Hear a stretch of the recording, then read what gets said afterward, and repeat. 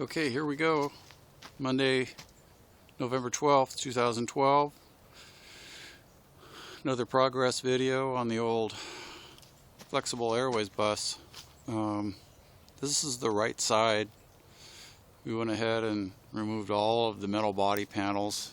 We went ahead and removed the upper post panels first, and then that allowed for the lower body panels to be taken off. And as you can see on this side, the framing is all pretty well intact. So I'll just sort of do a little walk around.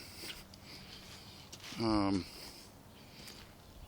framing is in fine condition, really, for its age. It'll make for good patterns. So at this point,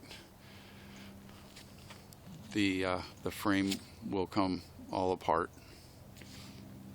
And then over here we have all the body panels which have been stacked. Let's see here. So there they are, all numbered. And then that's okay.